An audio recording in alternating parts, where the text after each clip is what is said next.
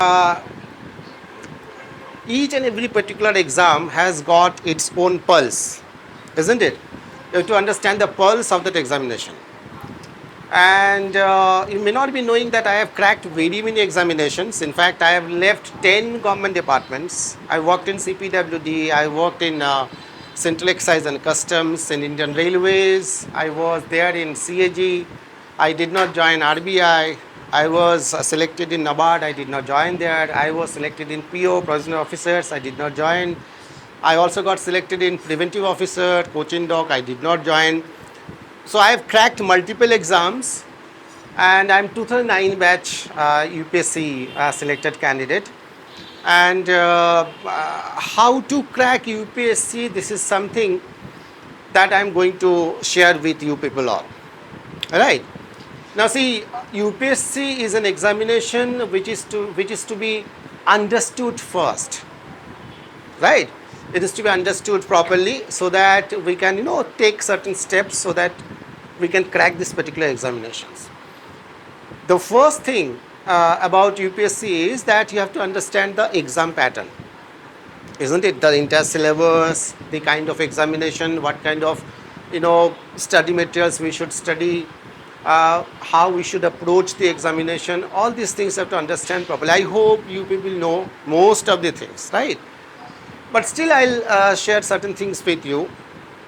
In UPSC, distribution of marks, you have got 275 marks for your interview, and then 1750 for your mains, and then your prelims, right? Prelims, there are two papers, CSAT 1, CSAT 2, or GS 1 and CSAT whatever you call. GS 1, of course, you have to be very good at, because your marks will be counted, and CSAT paper is just qualifying in nature, so you have to just qualify this exam, right? Now let us start from the back, from the interview to mains, and then your prelims. You know what, in interview or personality test we call it, here in personality test there are certain qualities which are looked into, what we technically call officer like quality. Certain qualities will be there which they are going to try understand. Should I speak in Hindi? It's fine ना? Okay. फिर भी बीच बीच में हिंदी में बोलूँगा, अगर बांग्ला भी चाहिए तो थोड़ा बहुत बांग्ला भी बोल सकता हूँ मैं, ठीक है? तो चलो, जो आपका जो प्रीलिम्स इंटरव्यू जो है, उसमें जैसे मैंने बताया कि 275 मार्क्स का है, और उसमें आपको ठीक से जो ऑफिसर लाइक क्वालिटीज़ है उसको एग्जिबिट करना है, उसको डिस्प्ले करना है जो लोग इंटरव्यू ले रहे हैं उनके सामने, सो दैट वो लोग समझ जाएं कि भाई आपके अंदर वो क्वालिटीज़ हैं और आपको वो सिलेक्ट कर लें, ठीक है? मेरे साथ जो हुआ था यूपीएससी में वो आपके साथ शेयर कर रहा हूँ, आप समझ जाएंगे खुद ही। यूपीएससी हॉल में आपको पता ही है कि जो ओरिजिनल यूपीएससी जो इंटरव्यू जहाँ पे कंडक्ट कराया जाता है, उसमें इसका आधा होगा, आधा भी नहीं होगा शायद, इतना बड़ा रूम होगा एक एक पैनल का। टोटल 8 पैनल थे उस समय, हर पैनल में एक चेयरमैन और 2 4, कुल मिला के 5 लोग बैठते हैं एक बोर्ड में। तो जिस दिन मेरा इंटरव्यू था उस दिन सुबह मॉर्निंग फर्स्ट हाफ में था, तो जब मैं गया वहाँ पे एक बहुत बड़ा सा हॉल रूम है, राउंड टेबल है, वहाँ पे बिठा दिया 8 बोर्ड। तो कुल मिला के आई थिंक फर्स्ट हाफ में 5 एक बोर्ड में, मतलब एक पैनल में 5 और सेकंड हाफ में 5, तो हम 5 लोग एक पर्टिकुलर राउंड टेबल में बैठ गए। ऐसे ही सेकंड थर्ड फोर्थ करके टोटल 8 पैनल। उस समय पता नहीं चलता है कि आप किस पर्टिकुलर बोर्ड में जाएंगे, वो बताते नहीं हैं। हम बैठ गए, और आपको पता ही है कि उस समय क्या माइंडसेट होता है कि जैसे पता नहीं अंदर जाते ही 3rd डिग्री अप्लाई होगा हमारे साथ, और थोड़ी देर बाद वहीं पे है, मतलब चाय अगर आप पीना चाहते हैं तो पी सकते हैं आराम से, आपको कोई दिक्कत नहीं है, चाय बिस्किट वगैरह वो सब प्रोवाइड करते हैं। तो हम लोगों ने क्या किया, वहाँ जाके बैठे, थोड़ी देर बाद एक वहाँ पे एक पीएन है जो सर्टिफिकेट्स वगैरह चेक करते हैं, उसे चेक करने के बाद उन लोगों ने बता दिया कि ऐसे ऐसे बात है, आपको इस पर्टिकुलर बोर्ड में जाना है। तो हम लोगों ने क्या किया था, टोटल 8 लोग थे, मतलब 8 बोर्ड्स। हर बोर्ड के जो चेयरमैन है उनके बारे में पहले से ही नॉलेज लेके गए थे कि जैसे इस बोर्ड में मिस्टर एक्स है, तो मिस्टर एक्स किस टाइप का इंसान है, वो अपने टाइम में जहाँ पे काम कर चुके हैं कैसे थे, वो क्या पसंद है क्या नापसंद है, ये सब पहले से ही पता करके गए थे। एक कहावत नहीं है कि जिस भगवान को जिस फूल से पूजा करना चाहिए वही फूल अप्लाई करना चाहिए, कुछ ऐसा ही सब लोगों के बारे में पता कर लिया। फिर हमें बताया गया कि आपका जो बोर्ड है वो निर्भय Sharma, army, retired army general, उस बोर्ड में जाना है। तो मैंने बाकी 7 बोर्ड के जो चेयरमैन हैं उनके बारे में जो इन्फॉर्मेशन कलेक्ट किया था उसको डिलीट कर दिया। मैंने बोला भाई आप इस पर फोकस करो, इसी बोर्ड में जाना है। तो हम बैठे रहे, फर्स्ट कैंडिडेट चला गया, सेकंड कैंडिडेट चला गया, मैं थर्ड में था। तो जैसे ही मेरा टर्न आया तो पीएन जो है वो मुझे लेके गया, तो सर चलिए अभी आपका टर्न आने वाला है और सेकंड का जो है ना उसका ख़त्म होगा, आप अंदर जाएंगे। तो पीएन ले जाके उसी रूम के बाहर एक पीएन का एक कुर्सी है, उसी कुर्सी में बिठा दिया, मतलब आईएएस बनने से पहले पीएन बनवा, उसी कुर्सी में बिठा दिया, आप बैठिए, बाहर निकलेगा फिर आप जाना। तो चलो, उस समय तो माइंड सेट इतना ख़राब रहता है कि भाई छोड़ दो, आईएएस बाईएस भाड़ में जाए, मुझे घर जाने दो, कुछ ऐसा माइंड सेट बनता है। डर लगता है ना, 5 लोग बैठे हैं 60+ और आप अंदर जाएंगे, पता नहीं क्या क्वेश्चंस पूछेंगे, पता तो है नहीं कुछ, ठीक है। तो क्या हुआ कि फिर वो कैंडिडेट बाहर गया, तो बाहर गया, मैंने देखा उसका शक्ल की तरफ एकदम डरा हुआ था, मतलब बहुत ख़राब गया होगा उसका इंटरव्यू। फिर मेरा टर्न आया, कॉलिंग बेल बजा, मैं अंदर गया। इस फ़ैन को ऑफ़ कर दें क्या? मुझे लगता है लास्ट में एक बार जरा देखें, बोल दो अगर कोई है तो। कहाँ से ऑफ होता है? फिर आप लोग नहीं सुन पाएंगे, इसलिए मैं कह रहा हूँ। हाँ अब ठीक है। हाँ। तो फिर क्या हुआ, जैसे ही मैंने एंट्री किया, वो 5 लोग बैठे, निर्भय शर्मा बीच में, 2 4, बोला mister Sushant stop there, I have got a question for you. मुझे मतलब बैठने का मौका ही नहीं मिला। एक होता ना कि अंदर जाओ, बैठो, बैठिए, चाय पीजिए, कॉफ़ी पीजिए, फिर क्वेश्चन, ये सब कुछ है ही नहीं। सीधा ही बोला कि क्वेश्चन है, आप वहीं रुकिए। मैं रुक गया, ऐसे ही खड़ा हो गया। तो फिर बोलते हैं mister Sushant, you have been staying here in Delhi for so long, इतने सालों से आप दिल्ली में रह रहे हैं। कि मेरा रूट्स बंगाल है, but I studied in Delhi, school, college, you know, सब कुछ, नौकरी वोकरी सब दिल्ली, मतलब नॉर्थ इंडिया में। इतने सालों से आप दिल्ली में रह रहे हैं, दिल्ली वाले के अगेंस्ट बताइए 3 बातें। दिल्ली वाले के अगेंस्ट 3 बातें बताइए। और मैं कुछ सोच ही नहीं पा रहा था, एक तो बैठने के लिए नहीं बोला और दिल्ली वाले के अगेंस्ट बताओ, ये क्या मतलब है। और मैं सोच रहा था मैं क्या बोलूँ। फिर दाईं तरफ कोई बैठा था, बोलता है कि I am born and brought up in Delhi, मतलब कहने का मतलब है बोल के दिखा दिल्ली वाले के अगेंस्ट। फिर बाएं लेफ्ट उसमें कोई बैठा था, बोलता है कि Sushant nothing personal, speak out, जो भी बोलना है बोलो, कोई पर्सनल नहीं है, बोलो। फिर निर्भय शर्मा बीच में कूद पड़ा, मतलब वही चेयरमैन, बोला I am interested in selecting you mister Sushant, but you are not being able to take any decision, I will count 5, 1 2। बताओ, दिमाग चौक हो रखा है ना, और वो काउंट कर रहा है। मैं समझ गया ये मेरा पहला और आखिरी क्वेश्चन है, इसके बाद तो ये तो मेरे साथ वो करेंगे, बैठ के मजाक करेंगे 5-10 मिनट और भगा देंगे, अगले साल फिर आ जा, दुर्गा पूजा टाइप आश्चर्य बच्चर आबार होवे, है ना। तो अब मैं सोच रहा था मैं क्या बोलूँ। अब इस जगह पे एक चीज़ आपको बताना बहुत ज़रूरी है। हम लोग जब तैयारी कर रहे थे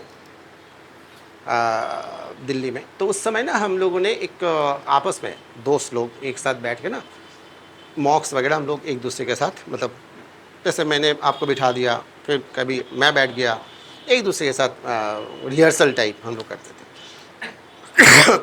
हम लोगों को एक चीज़ पता था कि यूपीएससी में ना स्ट्रेस मैनेजमेंट नाम का एक चीज़ वो टेस्ट करते हैं। इंटरव्यू में कि आप स्ट्रेस में अगर हैं तो कितना ईजीली आप उस स्ट्रेस से बाहर आएंगे, क्योंकि अल्टीमेटली आपको स्ट्रेसफुल सिचुएशन में काम करना है। स्ट्रेस तो रहेगा ही, किसी भी डिपार्टमेंट में जाइए स्ट्रेस तो रहेगा। तो मैं सोच रहा था कि मैं स्ट्रेस मैनेजमेंट, क्योंकि स्ट्रेस मैनेजमेंट का जो रिप्लाई है ना, याद रखना ये चीज़, मैं हर एग्ज़ाम के लिए बता रहा हूँ, यूपीएससी तो है ही, हर एग्ज़ाम के लिए स्ट्रेस का एंटीडोट है humour. Humour, you understand? Humour का मतलब थोड़ा हंसी मजाक टाइप है ना। देखो दोनों चीज़ें एक साथ नहीं हो सकता, या तो आपके चेहरे पे स्ट्रेस है या आप ह्यूमरस है। अंदर स्ट्रेस बाहर ह्यूमर, ये संभव नहीं है, क्योंकि हमारे में से कोई शाहरुख खान या अमिताभ बच्चन तो है नहीं, एक्टर है, अंदर कुछ बाहर कुछ जो दिख जाता है बाहर, कि जैसे अभी मैं हूँ, अंदर अगर स्ट्रेस है तो बाहर दिखेगा, और अगर बाहर अंदर स्ट्रेस नहीं है तो बाहर नहीं दिखेगा, यही तो है। तो हम लोगों का ये स्ट्रैटेजी था कि अगर वो स्ट्रेस में डालेंगे तो ह्यूमर में जवाब देंगे। और मेरे साथ बदनसीबी या खुशनसीबी कुछ भी बोलो, हुआ ये कि शुरू में ही हो गया स्ट्रेस एकदम घुसते ही। अब मैं सोच रहा था मैं क्या बोलूँ, क्योंकि ये तो शुरू हो गया 1 2 करना, तो मुझे तो बोलना ही है। अगर नहीं बोल पाऊँगा तो वैसे बाहर बोल तो दिया कि हम इंटरेस्टेड है आपको सिलेक्ट करने के लिए, बाद आप डिसीजन नहीं ले पा रहे हैं। तो decision making is very important ना। तो डिसीजन कैसे लेंगे अगर आप स्ट्रेस में डिसीजन नहीं ले पा रहे? तो अब उस समय मेरे दिमाग की बत्ती जो है ना ऑन हो गया। मैंने बोला सर देखिए, 3 पूछा था उन्होंने, मैंने बोला इंग्लिश में होता है, मैं आप लोगों के सामने हिंदी में बोलता हूँ कि सर एक नेगेटिव पॉइंट तो अभी मेरे माइंड में है, और नेगेटिव पॉइंट ये है कि दिल्ली वाले जो है ना, इनको सिर्फ एंड सिर्फ क्रिकेट पसंद है, फुटबॉल पसंद है ही नहीं। जैसे मैंने बोला वो 2 4 जो बैठे थे ना वो हंसने लगे। चेयरमैन सीरियस, फालतू क्वेश्चन फालतू जवाब। आप समझ गए, क्वेश्चन फालतू था, जवाब भी फालतू है। भाई दिल्ली वाले के अगेंस्ट 3 पॉइंट बताइए, क्या मतलब है? कोई स्पेसिफिक प्रॉब्लम है क्या दिल्ली वाले के साथ? वो लोग चाह रहे थे कि मैं कुछ बोलूँ, मैं कुछ बोलूँगा, जैसे मैं बोलूँगा कि वो लोग कास्टिस्ट है, वो कम्युनल है, वो शॉर्ट टेम्पर्ड है, इल टेम्पर्ड है। बोलेगा बेटा साइड में आ जा, मैं बताता हूँ बंगाल के लोग कैसे होते हैं। हाँ, वो ट्रैप था बेसिकली, वो मेरे लिए ट्रैप बिछा के बैठे थे, ये फंसेगा मुर्गा, कुछ तो बोलेगा, क्योंकि प्रेशर इतना डाल दिया ना कि 1 2, उस प्रेशर में आके मुँह से कुछ निकलेगा उल्टा सीधा, और जैसे ही निकलेगा लपेटेगा, बाहर फेंकेगा। मैं गया ही नहीं, पतली गली से निकल आया। मैंने बोला दिल्ली वाले के जो नेगेटिव पॉइंट है वो ये है कि इनको सिर्फ एंड सिर्फ क्रिकेट पसंद है, फुटबॉल पसंद है नहीं। जानबूझ के मैंने बोला था। हंसने लगे, जैसे हंसे मैंने सोचा हाँ काम हो गया, हंसाना था हंसा दिया, ह्यूमर ला लिया ना। स्ट्रेस में मैं ह्यूमर लाया, राइट? नॉट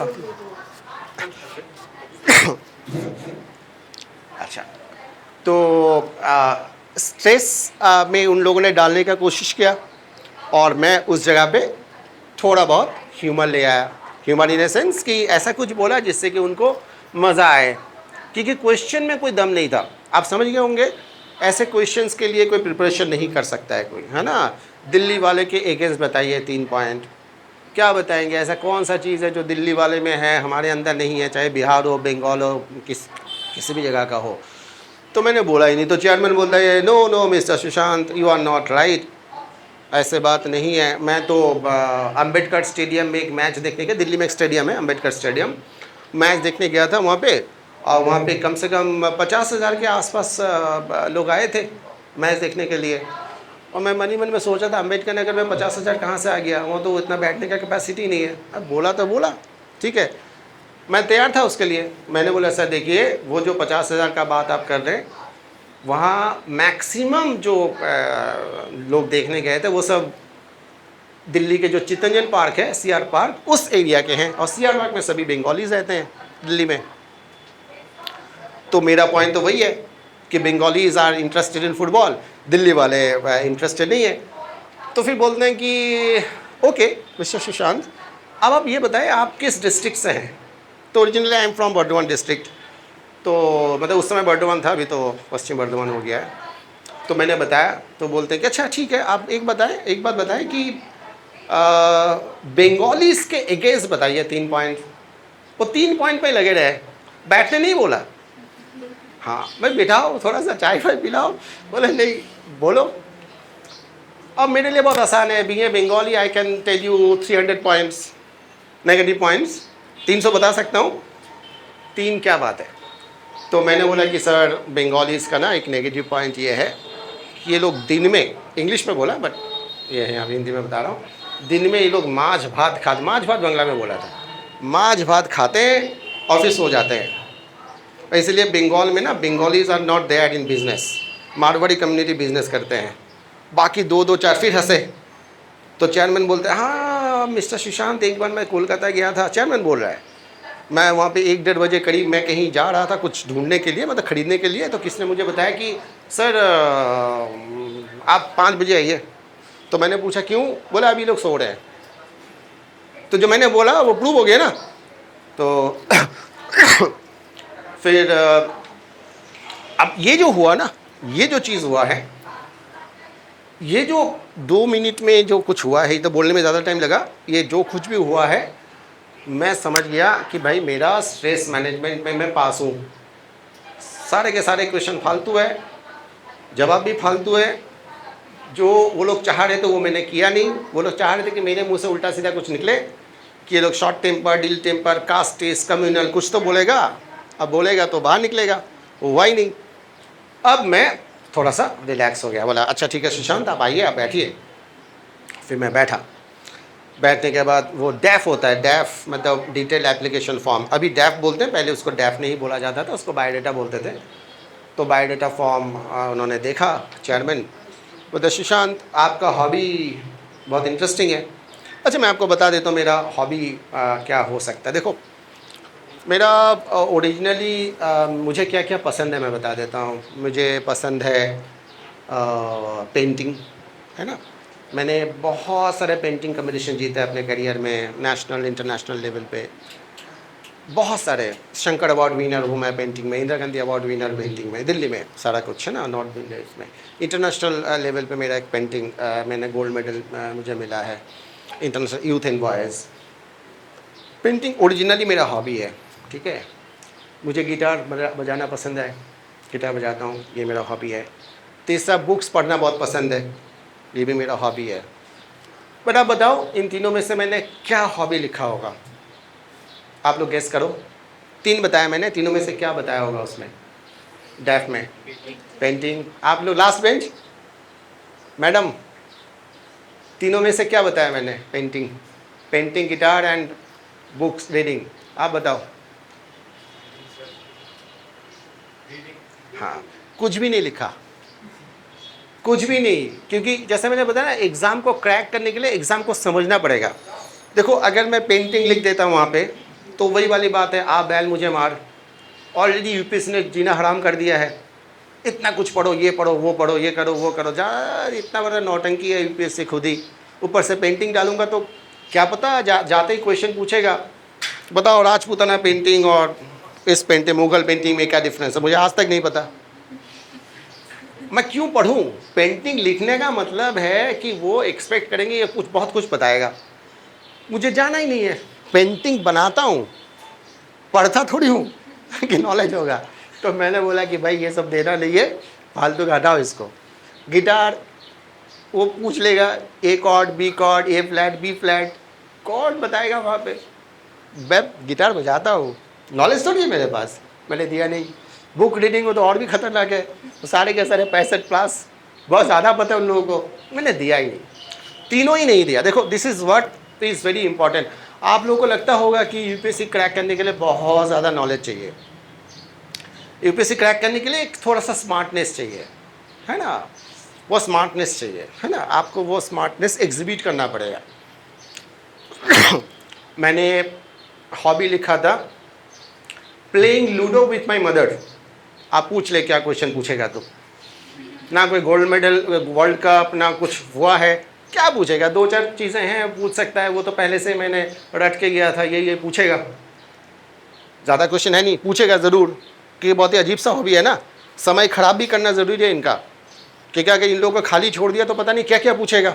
खाली भी नहीं छोड़ना है, पूछवाना है क्वेश्चन और अपने स्ट्रेंथ पे। तो मैंने लिखा तो बोलते अच्छा ठीक है, बहुत ही अजीब सा हॉबी है। बोला बताओ आप अपने मंदिर के साथ लूडो क्यों खेलते हैं? अब मैं ज़िंदगी में कभी खेला नहीं है लूडो मम्मी के साथ कभी नहीं खेला है, मैंने लिखा सिर्फ। तो बोले बताओ क्या क्यों खेलते हैं आप? मेरा एक फ्रेंड था वो साइकोलॉजी ऑप्शनल वाला, उससे मैंने एक बहुत बढ़िया सा एक आंसर लिखवा लिया था कि बताओ बेटा बूढ़े बूढ़ी ऐसे लोगों के साथ लूडो वूडो खेलने से क्या फ़ायदा होता है। उसने बहुत बढ़िया सा आंसर दिया था, मैंने रट के गया था, वही वहीं पे वॉमिट कर दिया। चेयरमैन सुना, निर्भय शर्मा बोलता है कोचिंग सेंटर वाला जवाब मत दो, सीधा बोला। उनको समझ में आ जाता है ना कि रटा हुआ कुछ बता रहा है, दिल से नहीं बता रहा है। तो ऐसे में जैसे बोला कि कोचिंग सेंटर वाला जवाब मत दो, मेरा मुंह ऐसा हो गया मेरे को तो इतना ही आता था और कुछ पता ही नहीं था। अच्छा छोड़ो, तुम ये बताओ दोनों में से कौन सा पसंद है तुम्हें? ये ना, ये जो पूछा, जैसे इन्होंने पूछा मैं बोला अब मज़ा आएगा। क्योंकि जैसे वो लोग हमें ट्रैप करते हैं ना, हम लोग भी एज अ कैंडिडेट यूपीएससी के जो लोग इंटरव्यू लेते हैं उनको ट्रैप करते हैं। तो हमने, क्योंकि मैं चाह रहा था कि वो क्वेश्चन पूछे, ट्रैप हो जाएंगे। और हुआ वही, जैसे ही पूछा कि बताओ दोनों में से कौन सा पसंद है, दो है ना लूडो में, एक तो नॉर्मल सा है और एक है सांप सीढ़ी वाला। तो जैसे पूछा मैंने बोला बहुत मज़ा आ जाएगा। मैंने बोला सर सांप सीढ़ी। बोला क्यों? मैंने सर जस्ट यूपीएससी, नीचे से ऊपर जाओ, सांप ने काटा फिर नीचे आ जाओ।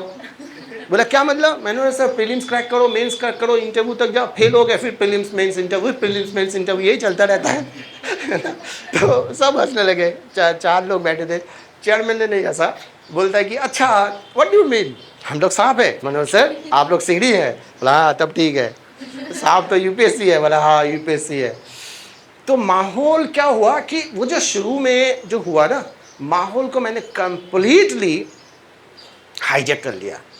मतलब ऐसा माहौल बना दिया कि हंसी मजाक टाइप, क्योंकि मेरा जवाब ऐसे था, क्योंकि और वो भी ऐसा था ना कि ज़बरदस्ती वाली बात नहीं है कि मैंने ज़बरदस्ती वहाँ पे जाके जोक्स क्रैक किया, जो पूछा उसी का जवाब था।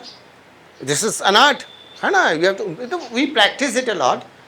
तो जैसे ये हुआ तो उन लोगों को बहुत मज़ा आया, बोला कि अच्छा चलो ठीक है ये हो गया। फिर वो लोग सीरियस बिजनेस पे आए, international relations, no current affairs, subjects, this that, एक एक करके क्वेश्चंस पूछते चले गए। I think it was around 35 odd minutes मेरा इंटरव्यू चला है। उसके बाद मेरा इंटरव्यू ख़त्म हुआ। बंगाल के बारे में भी 2-4 क्वेश्चन, हर जगह से मतलब क्वेश्चन कवर किया उन्होंने। That was the first part of the interview. Interview में ऐसा ही होता है, मतलब बहुत ज़्यादा आपको मतलब नॉलेज टेस्ट नहीं होता है, आपका पर्सनालिटी के बहुत सारे डायमेंशंस वो लोग टेस्ट करते हैं, नॉलेज टेस्ट नहीं होता है, राइट? करेक्ट? समझ में आया इंटरव्यू में कैसे? इसमें नॉलेज वाला बहुत ज़्यादा टेस्ट नहीं होता है, आप आता है ठीक है, नहीं आता है कोई बात नहीं, क्योंकि नॉलेज वाले तो अगर प्रीलिम्स मेंस में हो ही जाता है, ठीक है। ये है कम नॉर्मल एक इंटरव्यू हमारा रहा है। इसमें 275 मार्क्स, हम लोग के time it was around 300 marks, अब ये 275 मार्क्स का हो गया है। तो 275 मार्क्स में आपको वो लोग देंगे। वो नॉर्मली जो है 60% मार्क्स अगर आपने बहुत अच्छा किया है तो वो देते हैं, बहुत अच्छा अगर आपने किया है। बहुत रेयरली 62-63% जाता है। और अगर आप कुछ भी नहीं करेंगे, हाँ sir, sorry sir, no sir बोल के आ जाएंगे तो 40% मिलेगा। गाली गलौज नहीं करना है, बाकी sorry sir, sorry sir, sorry sir बोलते चले जाओ, कोई दिक्कत नहीं है। 40% वो लोग देंगे, ठीक है ना। ऐसे कुछ नहीं है कि लोग बाहर निकाल देंगे, कोई बात नहीं। मेरा एक फ्रेंड है, नाम नहीं लूँगा क्योंकि ऑलरेडी सर्विस में है, फिर आप जाके बता दोगे कि आपके बारे में बोल रहे थे। लास्ट अटैम्प्ट था, 4th अटैम्प्ट था, मतलब उस समय 4 ही अटैम्प्ट हुआ करता था। तो 4th अटैम्प्ट में ना, तो वो इंटरव्यू देने के JNU के स्टूडेंट, क्वेश्चन आया सॉरी सर, फिर sorry sir, sorry sir, sorry sir. तो चेयरमैन था बाला गुरुस्वामी, बोलता यार यार कुछ आता भी है तुमको कुछ आता भी है? साइड में देख के बोला कि पता नहीं कहाँ से आ जाता है उठ के। तो अब उसको लगा कि यार 3 अटेम्प्ट तो गया, ये 4था अटेम्प्ट में इंटरव्यू भी गया, क्योंकि चेयरमैन खुद ही बोल रहा है तुमको कुछ आता भी है, इसका मतलब गया। तो मन ही मन में सोच आता है कि इससे बुरा और क्या हो सकता है, इससे और क्या खराब होगा, सभी तो लुट गया है, ख़त्म हो गया है। उसने हिम्मत करके बोला कि सर जो आता है वो आप लोग पूछ नहीं रहे, जो नहीं आता वही पूछ रहे हैं। तो बाला गुरुस्वामी ने गुस्से में आग बबूला हो गया, बोला आता भी है, बता तुमको क्या आता है। ये और भी ज़्यादा खतरनाक है कि ये बताना कि ये आता है, क्योंकि उन लोगों के पास तो ज़्यादा नॉलेज है। फिर भी उसने बोला, जैसे बोला ना कि बता तुमको क्या आता है, माइंड काम कर गया, बोला सर एक ही चीज़ आता है। बोला बताओ क्या आता है, हाउ टू क्रैक यूपीएससी। बोला अच्छा ये आता है तुमको बोला हाँ सर आता है। बोला ठीक है, अच्छा बताओ। वो मजाक होता ना कि चलो इनके साथ मस्ती करो 10-15 मिनट। बोला बताओ how to crack prelims. Sir ये पढ़ना है, ऐसे ऐसे करना है, प्रीलिम्स हो जाएगा। बोला बहुत बढ़िया बहुत बढ़िया, बताओ आगे चलो। सर ये करने से मेंस हो जाएगा। वाह बहुत बढ़िया, तुमको तो बहुत कुछ आता है, बताओ आगे चलो। बोले सर आता नहीं। बोला अरे तुमने अभी बताया सब आता है। बोले सर इंटरव्यू तो निकल नहीं रहा, आप पास करा दीजिए, कल बता देंगे आपको चेयरमैन बोलता है कि ये बात भी सही है, वहाँ तो इंटरव्यू हो नहीं रहा। वहीं से इंटरव्यू उसका टर्न हुआ, वहीं से इंटरव्यू घूम गया। Presently he is district magistrate in Bihar, IAS। Got it. तो nothing to do with the knowledge. ये सब देख रहे होंगे, नॉलेज वॉलेज का कोई लेना देना है क्या, है नहीं। How you are actually handling the situation.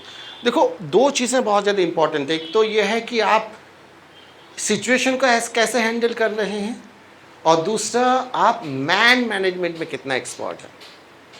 Situation को हैंडल करना और लोगों को हैंडल करना, तीसरा कुछ है तो बताओ, है क्या।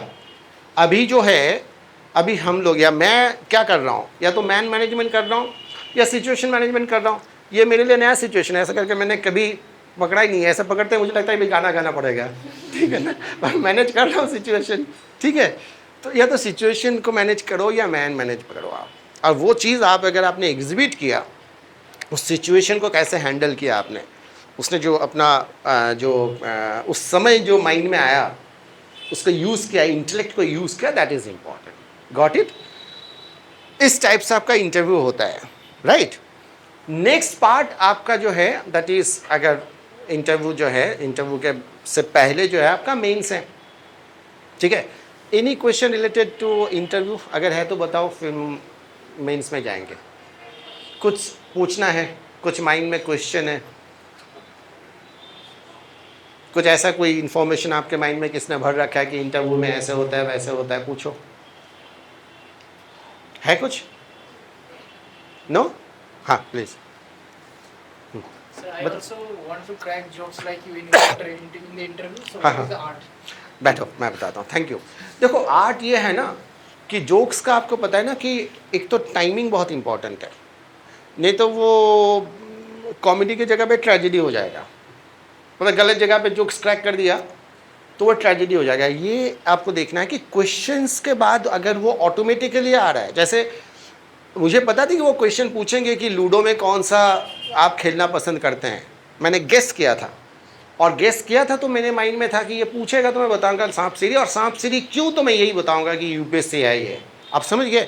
तो लोगों को लग सकता है कि ये तो वैसे ही बोल दिया होगा, ऐसे ही कुछ नहीं होता है। हर चीज़ प्रिपरेशन के साथ ही गया था मैं, मुझे पता था कि ये ऐसे ऐसे ऐसे ऐसे क्वेश्चन आएगा। और फर्स्ट क्वेश्चन जब पूछा था कि दिल्ली वाले के अगेंस्ट बताइए, उसमें भी मेरा प्रिपरेशन नहीं था क्योंकि मैंने एक्सपेक्ट नहीं किया था ये क्वेश्चन आ सकता है। बट मेरे माइंड में ये था कि मैं ऐसा कुछ बताऊंगा जिससे कि उनको लगे कि मज़ा आ गया, है ना। क्योंकि वो लोग जो चाह रहे थे कि मेरे मुंह से निकले कम्युनल कास्टेज दिस दैट, वो मैं ना करूं। That I was knew that I knew, isn't it. But मेरे माइंड में सिर्फ ये था कि मुझे कुछ ना कुछ एक ह्यूमर डालना पड़ेगा किसी ना किसी जगह पे, और वो मैंने वहाँ पे डाला, and that help me a lot, right.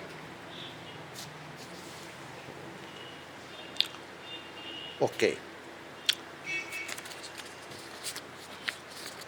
आप लोग मुझे 12 बजे एक बार बता देना, ठीक है ना। अभी क्या टाइम हो रहा है? 11:05 ना, 12 बजे एक बार बता देना, आई वाइंड अप, है ना, उसके बाद नेक्स्ट क्लास है। तो ये हो गया आपका, ठीक है ना। तो आप तैयारी के साथ आपको जाना है, कुछ क्वेश्चंस का जवाब आप अगर पहले से तैयार करके रखेंगे, जैसे मैंने क्या किया था, मेरा जो डैफ जो था ना, जो बायोडाटा है, वो मैंने अपने ऑफिस में इधर उधर सभी लोगों को मैंने दिया हुआ था। मैंने बोला भाई कि तुम लोग मुझे 20-20 क्वेश्चन देना। तो आई कलेक्टेड और अराउंड 2500 क्वेश्चंस ऑल टुगेदर अपने ही डैफ के ऊपर, कि नाम का मीनिंग क्या है ना, इस नाम से कोई रिलेटेड कोई फेमस पर्सनैलिटी है या नहीं, मतलब as many questions as possible पहले से ही बना लिया था और उसका आंसर पहले से तैयार कर लिया था। जिससे होता क्या कि जब आप इंटरव्यू में जाएंगे तो आप पहले से प्रिपेयर्ड है कि अगर ये क्वेश्चन आया तो मैं क्या बोलूँगा, वो क्वेश्चन आया तो मुझे क्या बोलना है, वहाँ ज़्यादा सोचने का ज़रूरत नहीं पड़ेगा आपको। दैट हेल्प मी, है ना।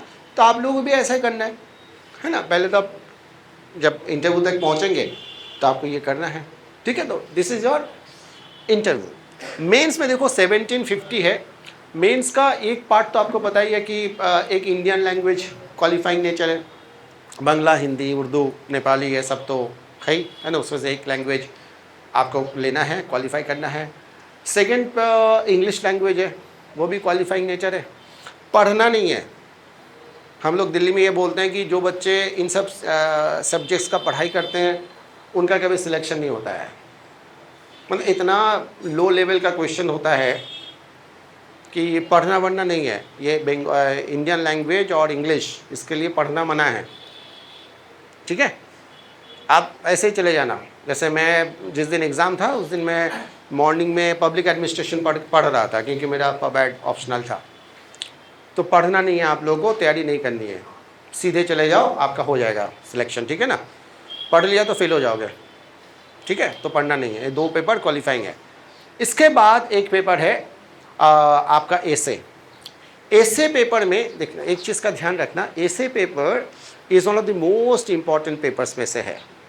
जो टोटल 1750 में ये जो 250 मार्क्स का जो एसे है, इसमें आपका स्कोर करने का चांसेस ज़्यादा है, ठीक है ना। What you need to do here in essay, सबसे पहले तो आपका जो एंटायर सिलेबस है यूपीएससी का, अगर आपने प्रॉपरली तैयार किया है, each and every GS1, GS2, GS3, GS4 plus आपके करंट अफेयर्स को अगर आपने ठीक से तैयार किया है तो एसे इज़ डन। एसे के लिए मार्केट में कोई बुक नहीं है, और प्लीज़ एसे के लिए कोई बुक खरीदना भी नहीं है। अगर कोई बोले कि ये किताब है पढ़ लो, तो बोलना ठीक है, तुम पढ़ो, तुम पास हो जाओ, तुम टॉपर बनो, हमें नहीं बनना है, ठीक है ना। पढ़ना मना है। आपको यूपीएससी का जो सिलेबस है उसको ठीक से पढ़ना है, बट एसे के लिए लिखना है। एसे एक्चुअली एक आर्ट है, it's not current affairs. Current affairs में जैसे मान लो अगर कोई क्वेश्चन करंट अफेयर्स में वो लोग पूछते हैं तो उसका जवाब एक पर्टिकुलर तरीके से दिया जाता है, लेकिन वही वाला अगर एसे में आ जाए, सेम टॉपिक एसे में आ जाए, तो वो डिफरेंट हो जाएगा। तो एक आर्टिस्टिक एस्पेक्ट है कि किस तरीके से आप चीज़ों को अनफोल्ड करते हैं, है ना। हर चीज़ का एक डिफरेंट एंगल्स होता है ना, ईच एंड एवरी एंगल को कैसे अनफोल्ड करते हैं। जैसे फॉर एग्जांपल अगर पॉवर्टी एक क्वेश्चन आ जाए आपका जीएस में, तो पॉवर्टी क्वेश्चन अगर जीएस में आता है तो समझ लेना कि ये इकोनॉमिक्स से लिंक्ड है, इकोनॉमिक्स से ही होगा, पॉवर्टी किस में होगा, है ना। बट अगर ये चीज़ अगर ऐसे के फॉर्म में आ जाए तो पॉवर्टी सिर्फ इकोनॉमिक्स नहीं है, फिर उसमें बहुत सारे डायमेंशंस आ जाएगा। जैसे फॉर एग्जांपल आप इसको ज्योग्राफिकल एंगल से भी देख सकते हैं। ज्योग्राफी का जो एंगल है, a country is poor or rich may be dependent on certain geographical resources it has or it doesn't have, isn't it. ऐसे बहुत से एरियाज है जहाँ पे रिसोर्सेस नहीं है। अगर नहीं है तो चांसेस ये है कि विल बी पुअर। अगर गल्फ कंट्रीज़ है, रिसोर्सेस है, ऑयल है, तो चांसेस ये विल बी रिच, है ना। पॉवर्टी एक ज्योग्राफी का एंगल है, पॉवर्टी का एक हिस्ट्री का एंगल है, एक हिस्टोरिकल बैकग्राउंड भी है। India at one point of time in the history was a very rich nation. Then Britishers came, plundered, exploited. Now India has become poor. So how a particular nation becomes poor because of historical circumstances, that is another angle that you can talk about. Poverty is a psychological, has got a psychological dimension as well. है ना? If you see those people who are poor, they will always take tentative decisions. मतलब वो लोग ना decision making में बहुत ज़्यादा farm नहीं हो पाते हैं। जैसे मान लो मैं ऑफिस में गया, प्राइवेट ऑफिस में काम करता हूँ, बॉस ने मुझे कुछ बोला, मुझे गुस्सा आया, मुझे लगा कि अभी मैं रिज़ाइन करके चला जाऊं। अगर मैं पुअर हूं तो मैं वो डिसीजन नहीं ले पाऊंगा, क्योंकि मुझे पता है कि मेरे घर में बहुत से लोग हैं, मेरे ऊपर डिपेंडेंट है, तो मैं नहीं ले पाऊंगा। अगर मैं रिच हूं तो मैं उसी वक्त रिज़ाइन करके आ सकता हूं। तो इस साइकोलॉजी को देख के, डिसीजन मेकिंग को देख के भी हम लोग ये बता सकते हैं कि कौन पुअर है, कौन पुअर नहीं है। तो इसी तरीके से ना पॉवर्टी को अनफोल्ड करना पड़ेगा फॉर डिफरेंट एंगल्स है, एंड इसके क्या रिपरकशंस है, क्या इम्पैक्ट है, वो ऐसे में लिखना पड़ेगा। That's an art. वो ऑटोमेटिकली हो जाएगा जैसे आप तैयारी करेंगे। तो ऐसे के लिए बहुत कुछ पढ़ने का ज़रूरत नहीं है, लिखना ज़रूर है। लिख के इवेलुएट कराना है सर लोगों से कि ये कैसा लिखा है, कैसे इवेलुएट करना है। आपको बेसिक इनपुट्स रखना पड़ेगा ऑफ कोर्स, कि मान लो जैसे करंट अफेयर्स आपके पास होना चाहिए, बेसिक जो हिस्ट्री, ज्योग्राफी, पॉलिटी, इकोनॉमिक्स, ये सब आपके टिप्स में होने चाहिए, सो दैट आप ऐसे को लिख सकें, बढ़ा सकें। क्योंकि 2 ऐसे लिखना है, 1000 वर्ड तो लिखना है एक ऐसे में, तो ऑब्वियसली आप ऐसे को लिख पाएंगे। Got it? तो इसके लिए भी पढ़ना बहुत कुछ नहीं है। देखो अभी तक मैंने पढ़ने के लिए कुछ नहीं बोला। क्वालिफाइंग 2 पेपर ऐसे, इसमें भी कुछ पढ़ना नहीं है। अब आया आपके पास 1500 ऑप्शनल और 1000 जीएस। ये जो ऑप्शनल जो है, optional is going to be a decider again. जैसे ऐसे है वैसे ऑप्शनल भी है। ऑप्शनल में क्या है देखो, सोशोलॉजी है, पब्लिक एडमिनिस्ट्रेशन है, ज्योग्राफी है, हिस्ट्री है। हर कैंडिडेट का अलग अलग ऑप्शनल हो सकता है। आप लोगों का ऑप्शनल क्या है अभी तक आप लोगों ने सोचा है? क्या क्या है बताओ? मेजर क्या लिया है? बैठो बैठो। पॉलिटिकल साइंस, PSIR है ना आपका, ज्योग्राफी, PSIR, सोशोलॉजी,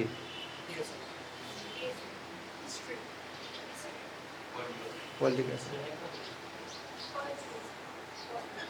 आप ज्योग्राफी, फिजिक्स, बाप रे बाप, मैं तो हाथ वो हो गया। हाँ बताओ, बहुत डिफिकल्ट सब्जेक्ट है। इंग्लिश, अच्छा, political science, English, psychology, anthropology, economics, geography.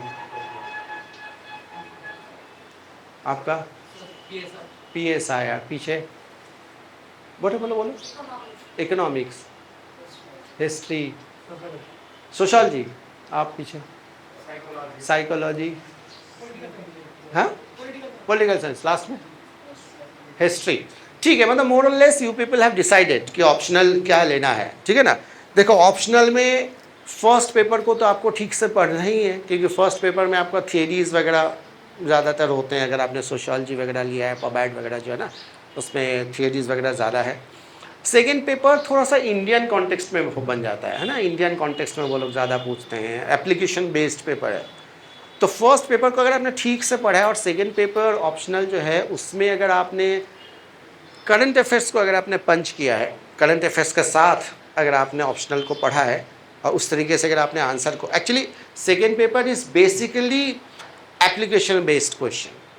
तो अगर आपने वो पेपर चेकर को अगर आपने एक बार बता दिया कि भाई देखो I am very good at applying knowledge, application of the knowledge, तो वो मार्क्स देगा, मार्क्स देगा वो, है ना, उसमें कोई इशू नहीं है। आपको सिर्फ ये बताना है उसको कि भाई देखो मुझे इस पेपर के बारे में, मतलब एप्लीकेशन, नॉलेज का जो एप्लीकेशन है उसके बारे में मेरे पास है मेटल, मैं अप्लाई कर सकता हूँ नॉलेज को। अदरवाइज देखो यूपीएससी में ना नॉलेज वॉलेज का बहुत ज़्यादा खेल नहीं है, क्योंकि नॉलेज इस, जैसे मान लो लाइब्रेरी, नॉलेज है या नहीं है? Can a library apply knowledge? No. तो इनको क्या चाहिए, लाइब्रेरी या a person who can apply knowledge, who can apply knowledge. अगर आपका नॉलेज वॉलेज ज़्यादा चाहिए तो आप JNU में जाइए या किसी और जगह पे रिसर्च वगैरह करके, PhD करके यूनिवर्सिटी में जाके पढ़ाइए। इनको नॉलेज से ज़्यादा लेना देना नहीं, नॉलेज तो चाहिए, नॉलेज तो बेसिक चाहिए। बेसिक नॉलेज से भी ज़्यादा इंपॉर्टेंट है आप नॉलेज को अप्लाई कर पा रहे हैं या नहीं, दैट इज़ वेरी इंपॉर्टेंट। ठीक है, तो ये एक डायमेंशन आपका ऑप्शनल में देखना पड़ेगा। ठीक है ना? ऐसे में आपको as many angles as possible, कितना ज़्यादा विड्थ में आप जाते हैं वो ज़्यादा इंपॉर्टेंट है, रादर देन कितना ज़्यादा डेप्थ में जाते हैं। आप समझ गए मैं क्या कह रहा हूँ? डेप्थ में जाने का मतलब एक ही चीज़ को लिखते चले गए और 1000 शब्द आपका ख़त्म हो गया, और फिर देखा, घड़ी देखा, वो देखा, आपने ख़त्म हो गया, 1000 लिख दिया आपने, एक ही डायमेंशन में लिखते चले गए, आपका ऐसे बर्बाद हो जाएगा, आप फेल हो जाओगे। ठीक है, आपको विड्थ को टच करना है, अलग अलग एंगल्स को टच करना है, छोड़ना है, टच करना है, छोड़ना है। आपको ये बताना है कि एक ही इशू पे मैं डिफरेंट एंगल से सोच सकता हूँ या सोच सकती हूँ। क्योंकि एज ए सिविल सर्वेंट जब आप पॉलिसी बनाएंगे ना, तो जैसे मान लो हेल्थ पॉलिसी का बात करते हैं, तो आपको क्या लगता है कि हेल्थ पॉलिसी का मतलब है सिर्फ रिलेटेड टू हेल्थ? नो। अगर आप हेल्थ को देखेंगे, हेल्थ इज, इसके साथ कनेक्शन है एजुकेशन का, है या नहीं? अगर आपके पास नॉलेज है तो ऑब्वियसली आप हेल्थ के बारे में कॉन्शियस रहेंगे या नहीं? ऑब्वियसली, है ना। अगर आपको पता है कि एजुकेशन अगर आपके पास है तो आप होंगे मतलब हेल्थ के बारे में कॉन्शियस। हेल्थ के साथ कनेक्शन है आपका इनकम, है या नहीं? जेब में एक पैसा नहीं है, आप बोले मैं जा रहा हूँ हेल्थ चेकअप करने के लिए, है ना, नहीं होगा। ठीक है ना। तो health it has got multiple dimensions. आपको ये बताना है पेपर चेकर को, देखो भाई मैं ईच एंड एवरी एंगल को कंसिडर किया है। ठीक है ना। अगर ये चीज़ आप कर पाएंगे तो मार्क्स मिलेगा। देखो एक चीज़ का ध्यान रखना आप जो कुछ भी लिखेंगे यूपीएससी के लिए वो कचरा है। कचरा समझते हैं आप? उठा के डस्टबिन में डालने वाला चीज़ है। क्योंकि वो 5 मिनट 7 मिनट में कौन क्या लिखेगा बताओ, दिमाग तो चलता है नहीं, दिमाग तो चोक कर जाता है। उनको सिर्फ ये चाहिए कि आप सही डायरेक्शन में सोच पा रहे हैं या नहीं, क्या आपका डायरेक्शन सही है। अगर सही डायरेक्शन में आप सोच रहे हैं, सोच पा रहे हैं, तो कोई इशू नहीं है, फिर वो मार्क्स देंगे। अगर डायरेक्शन ही गलत है, आप जितना मर्जी लिखते जाओ, आपको मार्क्स नहीं मिलेंगे। ठीक है ना। तो ऐसे को आपको क्या करना है कि फैलाना है। हिंदी में हम लोग दिल्ली में बोलते हैं रायता फैलाना होता है। यू अंडरस्टैंड रायता फैलाना, कि फैलाते रहो, फैलाओ इधर से उधर। या और भी रूड लैंग्वेज में दिल्ली में हम लोग बोलते हैं कि कैसे पता चलेगा कि आप आईएएस बनेंगे या नहीं बनेंगे। हम लोग बोलते हैं दिल्ली में, जब आपको किसी भी टॉपिक में बकवास करना आ जाएगा, अब बन गया है सिविल सर्वेंट। बकवास ही तो करना, और क्या है। कोई भी टॉपिक है, आता है, साइंस भी आता है, रिलीजन भी आता है, स्पोर्ट्स भी आता है, ये भी आता है, ज्योग्राफी आता है, साइंस आता है, हिस्ट्री आता है, पॉलिटी आता है, मतलब पता नहीं क्या क्या आता है हमें, वो उतना ही आता है। अगर किसने और ज़्यादा पंच किया, कुछ नहीं निकलेगा मुँह से, जितना पढ़ा है उतना ही तो आता है। कौन में पॉइंट, पर आता ऐसा है कि सामने वाला डर जाएगा। ज्योग्राफी आता है, पॉलिटी आता है, इकोनॉमिक्स आता है, हिस्ट्री आता है, ऑप्शनल भी आता है, हर चीज़ आता है, वह इतना इतना सा चटनी टाइप, है ना, उससे ज़्यादा आता नहीं है, इतना ही काफ़ी है। ठीक है ना। डेप्थ में नहीं जाना है, विड्थ में जाना है ऐसे में। ठीक है ना। Same is the case with your second paper in your optional. Second paper में आपको क्या करना है, सेकेंड पेपर में आपको एप्लीकेशन इंडियन कॉन्टेक्स्ट में अगर आप दिखा पाएंगे, या किसी भी नॉलेज का एप्लीकेशन पार्ट अगर आप शो कर पाएंगे, तो सेकेंड पेपर में मार्क्स वो देंगे। ठीक है, clear. First paper is basically theories, knowledge, this and that. इसलिए नॉर्मली देखा है, जनरली मैं बता रहा हूँ, exceptions are there, first paper में नॉलेज ज़्यादा होता है, मार्क्स कम। सेकेंड पेपर में नॉलेज कम, मार्क्स ज़्यादा। क्यों? क्योंकि सेकंड पेपर तो एप्लीकेशन बेस्ड है ना। कई बार क्या होता है कि नॉलेज कम है बट आपने एप्लीकेशन शो कर दिया, तो मार्क्स ज़्यादा दे देंगे वो, है ना। फर्स्ट पेपर में बहुत ज़्यादा मार्क्स नहीं मिलता है, क्योंकि फर्स्ट पेपर, जैसे मान लो सोशियोलॉजी ऑप्शनल है, किसने बोला कि चलो मार्क्स के बारे में आप बताइए, कार्ल मार्क्स, आपने अगर सही लिख दिया तो पेपर चेकर बोलेगा इसमें कौन सी बड़ी बात है, मार्क्स ने जो बोला लिख दिया तुमने, मैं क्या करूँ, डांस करूँ, नहीं देगा मार्क्स। अगर आपने गलत लिख दिया, बोले देखो इसको ये भी नहीं आता, काटो मार्क्स। तो कुल मिला के सही किया तब भी मार्क्स नहीं है, नहीं किया तो मार्क्स कट जाएगा। तो अल्टीमेटली फर्स्ट पेपर में मार्क्स मिलने का चांसेस बहुत ज़्यादा कम रहता है। आपको नॉर्मली दोनों पेपर मिला के अगर 310-20 के आसपास अगर आ जाएं, मैं इसका बात कर रहा हूँ ऑप्शनल का, तो you should be very happy with 310-20 में आप रैंक एकदम टॉप में रहोगे, है ना। 275 से भी हो जाएगा, बट 310-20 वुड बी बेटर। ठीक है। और ऐसे में जैसे मैंने बताया कि 125 का अगर आपका टारगेट है, 140 भी आता है, 150 भी आता है, 125-30 के आसपास आपको मिनिमम एक टारगेट रखना पड़ेगा। और इंटरव्यू जैसे मैंने बताया कि अगर आपने ठीक ठाक दिया है, बहुत अच्छा गया है तो 60% तो कहीं नहीं गया। और अगर सॉरी सर, नो सर, ठीक है सर, घर जाकर देख लेंगे, गाली गलौज नहीं किया, उनको गुस्सा नहीं दिलाया, बस इतना ध्यान रखना है, तो 40% कहीं नहीं गया, है ना। क्योंकि आंखों में आँख डाल के सॉरी सर बोलना भी तो एक आर्ट है। बेशरम बन के नहीं आता, नहीं आता तो नहीं आता, झूठ थोड़ी बोल रहा हूँ भाई। वो इंसान ज़्यादा इंपॉर्टेंट है एडमिनिस्ट्रेशन में जो झूठ नहीं बोलता है, इज़न्ट इट। झूठ बोलेंगे तो फिर तो मार्क्स कटेंगे ना, वो तो बाहर निकाल देंगे आपको इमीडिएटली। अगर ब्लफ पकड़े गए, अगर ब्लफ पकड़ लिया उन लोगों ने तो आपको बाहर निकाल देगा, बोलेगा कुछ नहीं, मार्क्स नहीं देगा।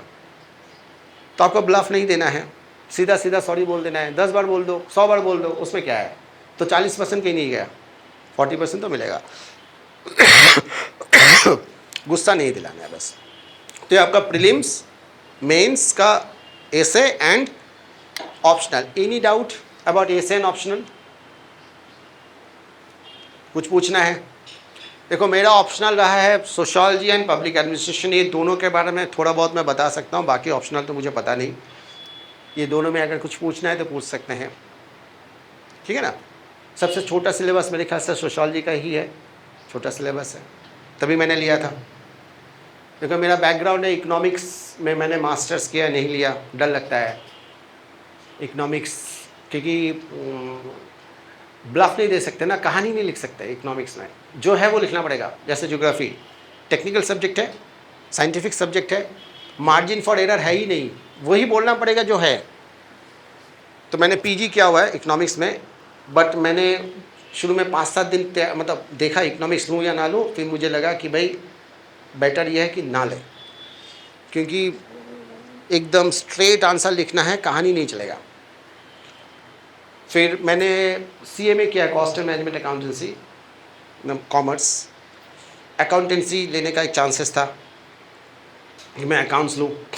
2-4 दिन बहुत सोचा कि अकाउंट्स तो आता है, ले लेते हैं, फिर मैंने छोड़ दिया। मैंने बोला भाई लेंगे कि पता चला बैलेंस शीट टैली नहीं हुआ, हॉल में टैली नहीं हुआ तो क्या करेंगे, दोबारा देखने जाए तो क्वेश्चन छूटेगा, और एक बार गलत हो गया दोबारा करने का, ठीक करने का कोई चांस नहीं है। मैंने बोला इसको भी हटाओ, 2 ऑप्शनल लो जहाँ पे कहानी लिख सकते हैं, बकवास कर सकते हैं। 2 ऑप्शनल में से क्या है, मैंने देखा एक पब्लिक एडमिनिस्ट्रेशन, कुछ भी लिखो सही है, कुछ भी लिखो सही है, आप एक बार पढ़ लेना और पढ़ के ये अच्छा ये ठीक है, ये लिखते हैं वो लिखते हैं, जो भी लिखो सही है। सेकंड सोशियोलॉजी, एक बार पढ़ लो तो अपने हिसाब से लिखो, आप गलत हो ही नहीं सकते, मतलब गलती से भी गलत नहीं हो सकते। गलती से ही आप कहीं ना कहीं किसी ना किसी ने कुछ बोला है वही लिखेंगे आप, तो मार्क्स कटने का सवाल नहीं है। तो मार्क्स मिल गया, इसलिए मैं सिलेक्टेड हूँ, ठीक है ना। हर जगह पे देखो थोड़ा सा दिमाग लगाया मैंने, ठीक है ना, क्या ऑप्शनल लूँ, इंटरव्यू को कैसे करें, है ना। तो ये तो हो गया आपका एसे एंड ऑप्शनल्स, राइट। नेक्स्ट आपका आता है GS 1, 2, 3, 4। देखो GS 1, 2, 3, 1 में क्या है बताओ आप लोग। GS 1 में आपका हिस्ट्री है ना, ज्योग्राफी है। GS 2 में क्या है, GS 2 पॉलिटी है ना, IR वगैरह है ना, गवर्नेंस वगैरह है। GS 3 में आपका इकोनॉमिक्स है, इंटरनल सिक्योरिटी वगैरह है ना, और GS 4 में आपका एथिक्स है। देखो एक चीज़ समझ लेना, है ना, एकदम दिल में दिमाग में ड्रिल करके घुसा लेना, ठीक है। GS 1, 2, 3 अगर आप नहीं पढ़ेंगे तो फेल हो जाएंगे, पढ़ लेंगे तो पास नहीं हो सकते। क्या बोला, GS 1, 2, 3 अगर आप नहीं पढ़ेंगे तो यूपीएससी में आप फेल हो जाएंगे। और अगर पढ़ लिया और बोला कि सर हम इसी में करेंगे सब कुछ, पास नहीं करा सकता। GS 1, 2, 3 GS 1, 2, 3 में जो मर्जी कर लो आप, अमर्त्य सेन को बिठा दो, बोला कि लिख इकोनॉमिक्स, यूपीएससी मार्क्स ही नहीं देगा। उसको क्या पता अमर्त्य सेन आंसर लिख रहा है, वो मार्क्स देगा घुमा फिरा के 250 में से। ये जो इकोनॉमिक्स वाला जो पेपर है, थर्ड पेपर, वो देखना अमर्त्य सेन को भी मिलेगा 100, 105, 95, 90, वो मार्क्स देते ही नहीं है। आप समझिए मैं क्या कह रहा हूँ। तो इस चक्कर में मत रहना कि GS 1, 2, 3 में कुछ करेंगे, ऐसा कुछ धमाल मचाएंगे, ऐसा कुछ करेंगे जिससे कि बस मेरा सिलेक्शन हो जाएगा, 250 में मैं 140-50 ले आऊँगा या ले आऊँगी, एक एक पेपर में 450 आ जाएगा, 750 में से नहीं आएगा। GS 1 to 3 में 100 के एवरेज में, मतलब 300, 305, 310, 320, कई बार तो GS 3 में मैंने देखा है कि 85, 75 में भी रैंक 3 मैंने देखा है, रैंक थर्ड, उसको GS थर्ड पेपर में ही गॉट 75, रैंक थर्ड। तो कुछ भी कर लो भाई, GS 1 to 3 में आपका एवरेज में 300, 310, 20 रहेगा। एक आधा एक्सेप्शन होगा, किसी में 130 ले आया किसी एक पेपर में, दूसरे पेपर में फिर वो 90 आ जाएगा, घुमा फिरा के एवरेज वही आ जाएगा, ठीक है ना। तो आप इस चीज़ को ध्यान रखना, प्रिपरेशन ऐसा नहीं होना चाहिए कि GS 1 to 3 के पीछे पड़ गया, पूरा का पूरा समय आपने उसी में दे दिया और लास्ट में आपने देखा कि उसमें से तो आपका मार्क्स वही 100 मतलब 310, 320 आ रहा है, ठीक है ना। आप लोग देखना इस बार का जो पिछले साल के जो जिन लोगों का सिलेक्शन हुआ उन लोगों का जो GS 1 to 3 का मार्क्स देखना आप, ठीक है ना। लेकिन जैसे मैंने बोला कि अगर आप नहीं पढ़ोगे तो फेल हो जाओगे, तो पढ़ना है लेकिन एक्सपेक्ट नहीं करना है कि इसमें से बहुत कुछ आएगा। पढ़ना है, क्योंकि नहीं पढ़ोगे तो फेल हो जाएगा, बट इसके वजह से पास नहीं हो सकते। राइट। अब बचा आपके पास एक paper, that is ethics, one of the most important papers है। इस पेपर में 140, 45 भी संभव है ना। इस पेपर का जो ब्यूटी है वो ये है कि एथिक्स के पेपर में ना वो लोग अगेन, क्योंकि ये पेपर जो है ना नॉलेज बेस्ड नहीं है, आपको एथिक्स कितना आता है उससे ज़्यादा इम्पॉर्टेंट है कि कितना आप अप्लाई कर पा रहे हैं नॉलेज को। जो आपका जो केस स्टडीज़ है वो बेसिकली एप्लीकेशन है, जो भी आता है वो केस स्टडीज़ 120 मार्क का आता है एथिक्स में, है ना, और 130 आपका क्वेश्चन आंसर।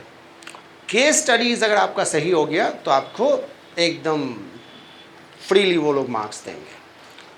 तो आपको सब्जेक्ट्स को, एथिक्स को थोड़ा सा समझना है, समझ के और आपको एप्लीकेशन बेस्ड आंसर लिखना है। सेकंड एथिक्स का जो सेकंड पार्ट है जो केस स्टडीज़ है, राइट, इस पेपर में 140 के करीब आ सकता है। तो कुल मिला के देखो कितना मार्क्स आपका हो रहा है। GS 1 to 3 में हम लोग 300 लेके चलते हैं एवरेज, 5-10 मार्क ऊपर नीचे होगा, 300 लेके चलते हैं। एथिक्स में हम 140 लेते हैं, कितना हो गया, 440 हो गया। और आपका जो ऑप्शनल है उसमें हम लोग 300 लेते हैं, 310-20 आएगा बट 300 लेके चलते हैं, कितना हो गया, कितना, 740। और आपका जो एसे पेपर है उसमें 125 लेते हैं, तो कितना हो गया, 865। अब 865 में देखना, यू आर थ्रू, मतलब आप इंटरव्यू तक तो पहुंच ही जाएंगे, है ना। उसके बाद जो भी इंटरव्यू में मार्क्स मिलेगा वो उसमें ऐड होगा और ऐड होने के बाद आपका फाइनल सिलेक्शन होगा, ठीक है, क्लियर है। तो हमें किस तरीके से तैयारी करना है एक बार रिकैपिचुलेट कर लेते हैं। फर्स्ट पेपर आपका इंडियन लैंग्वेज नहीं पढ़ना है, सेकेंड पेपर इंग्लिश नहीं पढ़ना है, दो गया। ऐसे पढ़ना नहीं है, आपका जो एंटायर सिलेबस है उसको ठीक से पढ़ना है, अलग से कोई किताब नहीं पढ़ना है, और लिखना है और सोचना है कि कितने सारे एंगल्स में आप लिख सकते हैं। मैं एक एग्जांपल दूंगा। When I wrote an essay in UPSC, the topic was attitude makes habit, habit makes character and character makes a man. UPSC का टॉपिक। उस समय एक ही ऐसे लिखना होता था, वन ऐसे, 3 घंटा, 3000 शब्द। अब उस समय तो एथिक्स वेथिक्स था नहीं।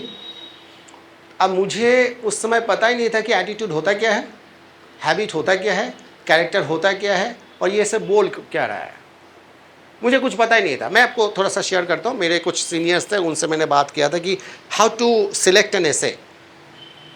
तो लोगों ने मुझे बताया कि जिस टॉपिक में तुमको नहीं आता है बहुत कुछ, उसको लिखना है। मतलब मजाक हो रहा है ये जिसमें आता है उसमें उसको नहीं लिखना है। मैं समझ नहीं पाया इसका मतलब क्या। और इसका मतलब ये है, देखो जो मैं जब ऐसे लिखा था उस समय UPSC में जो टॉपिक था पंचायती राज अगेंस्ट क्वेश्चन, ऐसे का टॉपिक था। पंचायती राज के ऊपर मैं तो 30,000 शब्द लिख सकता हूँ, क्योंकि पढ़ते ना हम लोग, तो मैंने लिखा नहीं, मतलब हटा उसको। फिर एक था अर्बनाइजेशन के ऊपर कोई टॉपिक था, नहीं लिखा, जबकि सोशोलॉजी में हम लोग पढ़ते हैं, उसको भी हटा दिया मैंने। ठीक है, मोरल ऑफ द स्टोरी ये है कि जिस टॉपिक में आपके पास ज़्यादा नॉलेज है ना, उसमें आप क्रिएटिव नहीं हो सकते। जब आप क्रिएटिव नहीं हो सकते तो ऐसे नहीं रहता, वो बन जाता है जीएस का क्वेश्चन, राइट? फिर आपका मार्क्स नहीं मिलता है। मेरे साथ जब यूपीएससी हॉल से, क्योंकि मैंने एग्ज़ाम यूपीएससी हॉल में ही दिया था, प्रीलिम्स मेन सब कुछ, जब यूपीएससी हॉल से बाहर निकल रहा था तो मेरे साथ बगल में एक मेरा फ्रेंड था, आशीष नाम था, वो ऑल इंडिया जो एम्स जो है ना, मेडिकल जो है डॉक्टर थे वहाँ के। तो मैंने उससे पूछा भाई तुमने क्या लिखा है, वो हेल्थ के ऊपर कोई टॉपिक था, उसने बोला कि मैंने इसके ऊपर लिखा है। उसी के बगल में एक लड़का था, शौकत नाम है, वो कश्मीर का था। तो मैंने उससे पूछा कि तुमने क्या लिखा है, बोला अर्बनाइजेशन। और मेरे मुंह से निकल गया कि तुम दोनों को ना मार्क्स नहीं मिलेगा। वो लोग सुन के निकाल दिया, बाहर गए, भूल गए, रिज़ल्ट आया, दोनों फेल। मेरा हो गया इंटरव्यू, ये दोनों फेल हो गए। उस समय ना जैसे अभी लास्ट में मार्क्स आता है, उस समय क्या था कि बीच में ही वो मार्क्स दे देते थे जिन लोगों का सिलेक्शन नहीं हुआ है। तो उन लोगों के पास मार्कशीट आ गया। तो एक दिन फ़ोन किया दोनों ने कि दादा तुम आ जाओ। मैंने बोला क्यों? बोला राजेंद्र नगर आ जाओ। मैंने बोला क्यों, मारोगे क्या? बोला नहीं मारेंगे, तुम आ जाओ, तुमसे कुछ बात करनी है। तो मैं पहुंचा राजेंद्र नगर, मेरा घर दिल्ली में ही है, दूर है थोड़ा सा राजेंद्र नगर मेरे घर से। तो मैं गया वहाँ, तो बोला कि दादा तुमने बताया था कि तुम दोनों का मार्क्स नहीं मिलेगा ऐसे में, और सच में नहीं मिला है। तो मैंने बोला मैंने बोला था क्या? बोला हाँ तुमने बोला था, मैं भूल ही गया, बोला भी था। मैंने बोला कितने आए हैं? एक का आया 65 और दूसरे का 75, 300 में से। नहीं 300 था क्या उस समय? 300 नहीं था, 200 मार्क्स में से। तो मैंने बोला कि मैंने अगर बोला है तो एक ही रीज़न हो सकता है कि भाई तुम दोनों इस ऐसे में क्रिएटिव नहीं बने होंगे। क्योंकि जो ऑल इंडिया मेडिकल इंस्टीट्यूट का जो डॉक्टर है वो हेल्थ इशू पे लिखेगा तो ज़रा सोचो वो क्या नहीं लिखेगा। वो तो डिजीज़ साथ में प्रिस्क्रिप्शन भी लिख के आ जाएगा कि इसमें ये दवाई लो, उसमें वो दवाई लो, नॉलेज है ना। और मेरा जैसा कोई गरीब इंसान कोई लिखेगा मेरी हेल्थ के ऊपर तो क्या लिखेगा? थोड़ा इधर से लिया, थोड़ा उधर से लिया, आता नहीं है ना, कुछ खाली है ना, ये खाली दोनों खाली, तो कहाँ से नॉलेज लाएगा? सोच के लाएगा, अच्छा ये लिख दो, अच्छा वो लिखो, ये लिखो। और यूपीएससी को वही चाहिए, क्रिएटिव चाहिए ना। इन लोगों को मार्क्स नहीं मिला। तो मेरा जो टॉपिक था habit makes character, attitude makes habit makes character, character makes a man. Attitude पता नहीं, हैबिट पता नहीं, कैरेक्टर पता नहीं। मैं बैठा हूँ और मैं बगल में देख रहा हूँ सब लिख रहे हैं, मैं चुपचाप बैठा हूँ, मैं पंखा घूम रहा है, मैं देख रहा हूँ यूपीएससी हॉल में। फिर मेरे दिमाग में आया कि चलो लिखते हैं कुछ। बचपन में ना हम लोगों ने मैं जब कुछ किताबें मैंने पढ़ा था, तो it was a small book on Ramakrishna Paramhansa, you know, right? It was like this, Ramakrishna Paramhansa है ना, যখন রামকৃষ্ণ পরমহংস স্কুলে মানে বেশি পড়াশোনা তো করেননি, টোল ছিল তখন। টোল মানে ওই গুরুজির কাছে গিয়ে পড়তে হবে।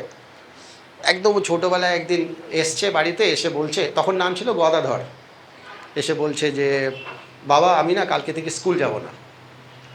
তো রামকৃষ্ণ পরমহংসের বাবা বলছেন যে কেন? তো বলে না ওখানে সব উল্টোপাল্টা শেখাচ্ছেন। তো বাবা বললেন যে কী শেখাচ্ছেন? বলে ওরা যোগ বিয়োগ শেখাচ্ছেন। বলে কি? বলে বললো তোমার কাছে 3টে খেলনা আছে, একটা যদি নষ্ট হয়ে যায় কটা থাকবে? তো বাবা বলছেন যে কটা তুমি বলেছো? বলছে আমি তো বললাম 3টে। বলে গুরুজি কী বলেছে? বলছে গুরুজি বলছেন 2টো। তো তখন রামকৃষ্ণ বাবা মানে গদাধর চট্টোপাধ্যায়ের বাবা বলছেন যে আরে তুমি ভুল, গুরুজি তো ঠিক। এটা আমি, this is what I am writing in English, right? I have started writing all this thing, I am writing there on this paper. তো বাবা বলছে আরে ইউ আর রং। বলে no I am right, small Ramakrishna, right? তো বাবা বলছে ঠিক আছে নিয়ে এসো 3টে খেলনা। নিয়ে এসছে। তো বাবা কী হলো 3টে রাখলেন, একটা পেছনে সরিয়ে নিলেন। বলছেন হাউ মেনি আর দেয়ার? বলে 3। বলে রে 2টো। বলে no. Then Ramakrishna says why are you calling it कि डिस्ट्रॉय हो गया है, नष्ट हो गया है? It is only displacement, only displacement. यहाँ से वहाँ चला गया, पीछे चला गया, या एक फॉर्म से दूसरे फॉर्म में चला गया। Pure physics. energy cannot be created, or matter cannot be created, cannot be destroyed, can only be converted. Okay, this is what I wrote, and then I said this is called attitude. If you know that you are here in this world just to convert a certain thing to another form, immediately you'll be humbled. जैसा होता नहीं है कि भाई मैं तो बहुत बड़ा अफसर हूँ, मैं तो तुम्हारा बिगाड़ देंगे, तुमको बना देंगे। ऐसा माइंड में कब आता है? जब अपने आप को आप ये समझने लगता है कि मैं बहुत कुछ हूँ, कि तुम्हारा बर्बाद कर देंगे, है ना, तुमको कुछ बना देंगे। ये एटीट्यूड खराब कब होता है? जब इंसान ऐसे सोचने लगता है। जब इंसान ये सोचता है कि भाई मैं तो इसको चेंज नहीं कर सकता, मतलब ख़राब नहीं कर सकता, कुछ बना भी नहीं सकता, मैं सिर्फ ऑल्टर कर सकता हूँ, तो इमीडिएटली इंसान हम्बल हो जाता है। Then I started, this is called attitude, and then I started unfolding it management के एंगल से, डिफरेंट एंगल से, and I got very good marks in essay. Got it? So this is what is important in essay writing, that you have to give them an impression that you can, unfold different dimensions of the same thing. This is not purely a knowledge-based aspects. Whatever knowledge you have, you just use it in your answer writing, particularly essay, you'll get very good marks, right? So this is your essay. तो इतना हम तो ला ही सकते हैं 300 GS 1 to 3 में, 130, 35, 40 के आसपास ethics में, 125 के आसपास एसे में, एंड अराउंड 300 ऑप्शनल्स में। इतना अगर ले आएंगे तो आपका सिलेक्शन हो जाएगा। और इंटरव्यू में जैसे मैंने बताया कि अगर आप गाली गलौज नहीं करोगे, सीधा जाके चुपचाप बैठ के आ जाओगे, गुस्सा नहीं दिलाना है, गाली गलौज नहीं करना है, तो 40% कहीं नहीं जा रहा है। ये लिखा है यूपीएससी के उसमें, डीपी अग्रवाल यूपीएससी के चेयरमैन ने खुद बोला एकेडमी में आकर लवासना में। तो ये चीज़ इंपॉर्टेंट है, आपको दिमाग में रखना है। उनको गुस्सा नहीं दिलाना है ना, गाली गलौज नहीं करना, उल्टा सीधा नहीं बोलना। उनको लगना चाहिए कि ठीक है, ऑनेस्ट है ये इंसान, तो ये आपका आ जाएगा। ठीक है ना? ये तो हो गया आपका mains. Any question related to mains? No question?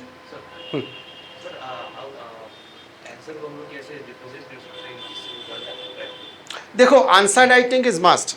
आपका जो प्रिपरेशन है ना, अगर आप देखो, मैं आपको एक चीज़ बताता हूँ।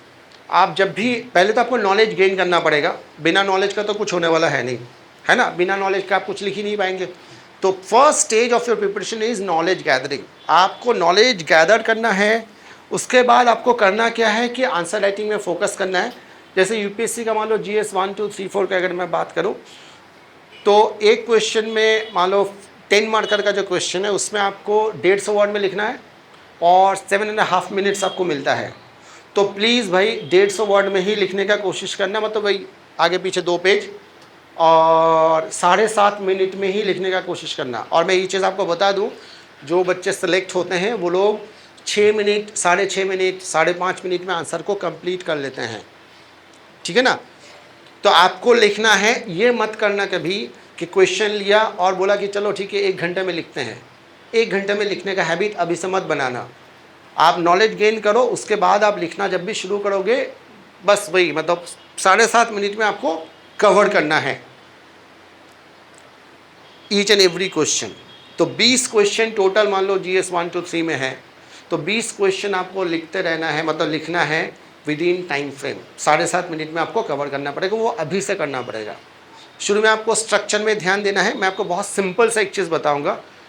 जैसे मान लो एक क्वेश्चन 10 मार्कर का है, एक इंट्रोडक्शन, ठीक है, एक कंक्लूजन। और देखना 10 मार्कर के क्वेश्चन में 2 पार्ट रहता है, फर्स्ट पार्ट, सेकंड पार्ट, ये नॉर्मली। और जो 15 मार्कर का क्वेश्चन है उसमें 3 पार्ट रहता है क्वेश्चन का नॉर्मली। इंट्रोडक्शन, कंक्लूजन, एक फर्स्ट पार्ट, सेकंड पार्ट। एक चीज़ बहुत इंपॉर्टेंट है, प्लीज़ भूलना नहीं। कुछ भी पढ़ो आप, हिस्ट्री, सिविक्स, ज्योग्राफी वगैरह कुछ भी पढ़ो, व्हाट इज पे ध्यान देना। व्हाट इज, जैसे अगर मैं आपसे पूछूं what is rule of law, if you know what is rule of law, तो 50% सिलेक्शन हो गया आपका। मैं 50% बोल रहा हूं क्योंकि मोस्ट ऑफ द स्टूडेंट्स का जो प्रॉब्लम है ना, व्हाट इज पे है ना। वो जो WH है ना, व्हाट, हाउ, व्हेन, वेयर, इस पे फोकस करना, इससे ज़्यादा नहीं चाहिए यूपीएससी क्रैक करने के लिए। आपको स्कॉलर नहीं बनना है, पीएचडी नहीं करना है, सिर्फ व्हाट इज। जैसे मैं अगर आपसे पूछता हूँ कि बताओ what is ethics, you should B 100% clear in your mind कि whatever I am saying, this is exactly what is ethics, what is attitude, what is emotional nature, what is। अगर what is clear नहीं है तो आगे बढ़ना ही नहीं है, एक कदम भी आगे नहीं बढ़ना है। आपका सिलेक्शन what is अगर आपका ठीक हो गया तो 50% आपका काम हो गया। क्यों? क्योंकि जितने भी बच्चे वहाँ पे जाते हैं मेंस सीखने के लिए, मोस्ट ऑफ द कैंडिडेट्स जिनको पता नहीं है उनको पता ही नहीं होता व्हाट इज़ क्या, वो लिखते रहते हैं इधर से उधर, वो जो पूछा ही नहीं है, जो है ही नहीं, वो सब लिखते हैं और उनका आंसर वो चेक ही नहीं होता ठीक से। आप व्हाट इज़ पे फोकस करना सबसे पहले, तो ईच एंड एवरी सब्जेक्ट में व्हाट इज़ इंटरव्यू में भी काम आएगा वो, है ना, क्योंकि व्हाट इज़ ऐसे क्लियर होगा तो ऑटोमेटिकली आपका कॉन्फिडेंस आएगा ना। अभी जैसे कौन कौन से सब्जेक्ट्स चल रहे हैं आपके यहाँ पे क्लास में? Polity, history. तो जैसे मान लो पॉलिटी में जैसे मैंने रूल ऑफ लॉ मैंने बताया, है ना। मान लो sovereignty, what is sovereignty, what is equality, and you should be bang on target. भाई कुछ भी हो जाए, मेरा आंसर 1 सेंटीमीटर भी बदलेगा नहीं, आंसर वही है जो मैंने बोला है। अगर ये कॉन्फिडेंस है तो 50% हो गया, 50% सिलेक्शन हो गया। मैं बोल रहा हूँ व्हाट इज अगर क्लियर है तो आप देखना, क्योंकि जैसे व्हाट इज होगा ना तो क्या होगा, जैसे क्वेश्चन आएगा तो व्हाट इज आप पहले लिखेंगे, उसके बाद 4 पॉइंट इधर 4 पॉइंट इधर, 5 और 5 पॉइंट। नॉर्मली यूपीएससी आप ये समझ लो कि 5-5 पॉइंट्स का खेल है। फर्स्ट जो 10 मार्कर के जो क्वेश्चंस होते हैं ना, उसमें 2 सेक्शंस होते हैं, इधर 5 पॉइंट इधर 5 पॉइंट। 15 मार्कर है तो 5 पॉइंट 5 पॉइंट 5 पॉइंट 15। तो अगर 5 पॉइंट्स अगर आप जनरेट कर सकते हैं ऑन योर ओन तो आपका सिलेक्शन एकदम सर्टेन 99.99% सही है, हो जाएगा आपका सिलेक्शन। और कोशिश ये करना है कि सिलेबस को ना धीरे धीरे कम करते रहना है, बढ़ाना नहीं है, अनमैनेजेबल हो जाएगा नहीं तो। कम करते कैसे होगा कम? जैसे मान लो जैसे अभी आपको कुछ नहीं पता तो ऑब्वियसली रीड अ लॉट, लेकिन एक समय ऐसा आएगा जब आपके पास नॉलेज है तो you should be very careful about that stage कि भाई now I have got the knowledge, now I am going to revise only those things which are difficult for me for right now, है ना। I have to study again. तो जिसमें आपका hold है, command है, उसको एलिमिनेट करना है, क्योंकि आपको पता है जिसमें कमांड नहीं है उस पर फोकस करना है। धीरे धीरे धीरे धीरे आपका जो नॉलेज है उसको बढ़ाना है और रिवीजन का जो टाइम है उसको बढ़ाना है। वो तभी पॉसिबल होगा जब आप एलिमिनेट कर पाएंगे। देखो 3 चीज़ें ध्यान रखना। एक तो ये है you do not know that you do not no, पहला स्टेज। मेरे आने से पहले हो सकता है कि आप उस फेज में थे कि you do not know that you do not know. अब मैं आया तो अब क्या हुआ, I know that I did not know. मेरे क्लास के बाद I know that I did not know convert हुआ ना। थर्ड स्टेज क्या होगा, I know that I know. जैसे ही आप थर्ड स्टेज में पहुंचेंगे, I know that I know, you are through.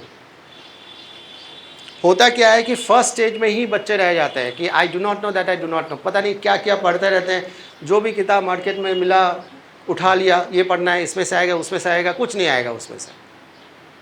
आपको अपना जो नॉलेज, इसको हम इनसाइड आउट एग्जामिनेशन बोलते हैं, आपके अंदर का जो नॉलेज है ना उसको बाहर लाना है, उसको बताना है, रादर देन आउटसाइड इन। जैसे अभी तक जो स्कूल कॉलेज में हमने पढ़ा है that is outside in exam. Question आया, किस किताब में लिखा हुआ है नॉलेज है, उसमें से Krishna Paramhansa, I wrote it there in UPSC. चलो 15 मिनट्स में प्रीलिम्स के बारे में बात करते हैं। प्रीलिम्स में देखो सीसेट एक इम्पॉर्टेंट पार्ट है ना। सीसेट में आपका मेनली 3 पार्ट है, एक तो रीजनिंग है, एक आपका न्यूमेरिकल एबिलिटी वगैरह है ना, और तीसरा इंग्लिश कॉम्प्रिहेंशन। है ना। इसमें आपको सीरियसली लेना है, 33% लाना है। बहुत बहुत डिफिकल्ट क्वेश्चन पेपर ये लोग बना रहे हैं, बहुत दुष्ट किस्म के लोग हैं यूपीएससी वाले। कहते हैं ऑप्शन वो क्वालिफाइंग क्वेश्चन पेपर ऐसे बनाते हैं कि 33% लाना भी मुश्किल हो जाता है।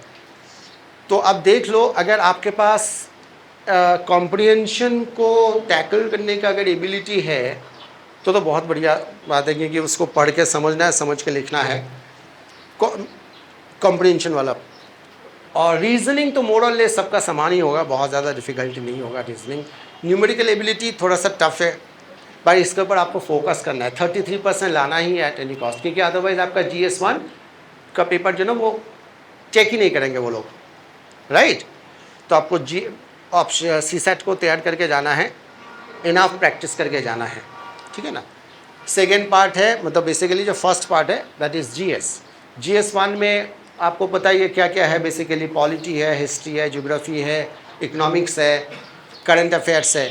करंट अफेयर्स मस्ट है, बिना करंट अफेयर्स यूपीएससी सिलेक्शन नहीं होगा। करंट अफेयर्स के लिए मेनली एक तो न्यूज़पेपर रीडिंग, हिंदू न्यूज़पेपर आपको पढ़ना है ना। PIB पता है आप लोगों को, PIB का नोट्स आपको पढ़ना है। और डाउन टू अर्थ सुना है आपने, एक मैगज़ीन है डाउन टू अर्थ, वो आपको फॉलो करना है। ये तो 3 है ही। और साइंस एंड टेक के लिए अगर आप देखेंगे तो एक तो शंकर IAS का एक बुक है दैट यू कैन डू, या क्या ना PFM करके कुछ है, उसका भी एक है दैट यू कैन गो, है ना। और एक मैगज़ीन, कोई भी एक मैगज़ीन, स्टैंडर्ड मैगज़ीन आपको फॉलो करना है, सीरियसली फॉलो करना है कोई एक मैगज़ीन, ठीक है ना। तो newspaper, magazine and PIB, down to earth, ये सब पढ़ना है, इससे ज़्यादा कुछ नहीं चाहिए, इतना ही पढ़ना आपको, रेगुलर बेसिस पे पढ़ना है। और बाकी जो पेपर्स हैं आपका, जैसे हिस्ट्री, पॉलिटी, ज्योग्राफी वगैरह है, उसको आपको पढ़ना है। इस तरीके से पढ़ना है कि कोई भी क्वेश्चन आए उसमें से you are in the position to tackle दोस्त। एक ही किताब पढ़ना है। जैसे मान लो अगर इकोनॉमिक्स पढ़ रहे हैं आप, तो इकोनॉमिक्स का आपका एक रमेश सिंह मार्केट में है, बट एक उससे भी बेटर बुक मार्केट में है, that is Nitin Singhania, student friendly book है, that you can go for, ठीक है ना। पॉलिटी के लिए तो लक्ष्मीकांत है ही, है ना, बाकी क्लास वगैरह तो हो ही रहा है आप लोगों का। हिस्ट्री के लिए आप लोग देख लो, एक तो स्पेक्ट्रम का बुक है ना। बहुत ज़्यादा नहीं पढ़ना है, उसी को एक ही किताब को बार बार पढ़ना है आपको, ठीक है ना। और क्वेश्चन सॉल्व करना है, क्वेश्चन सॉल्व करना है। आप यहाँ पता नहीं मिलेगा, यानी दिल्ली से आप लोग एक काम कर सकते हैं, जो कोचिंग सेंटर जो लोग जैसे वाजीराम दृष्टि वगैरह का जो टेस्ट सीरीज़ होता है, वो किसी फ़ोटोकॉपी शॉप से मंगा लेना। एडमिशन नहीं लेना है, पैसा खर्च नहीं करना है, वो 20 रुपये करके लेते हैं एक सेट का। तो जितने भी क्वेश्चंस सेट वो लोग मतलब बनाते हैं, वो आपको मिल जाएंगे यहीं बैठे बैठे, उसका आंसर्स भी लोग देते हैं, उसको आपको सॉल्व करके जाना है, इससे आपका प्रीलिम्स हो जाएगा, ठीक है। चलो और बताओ क्या क्वेश्चन है। This is prelims, mains and interview, time भी नहीं है और कुछ बताने का, पूछो।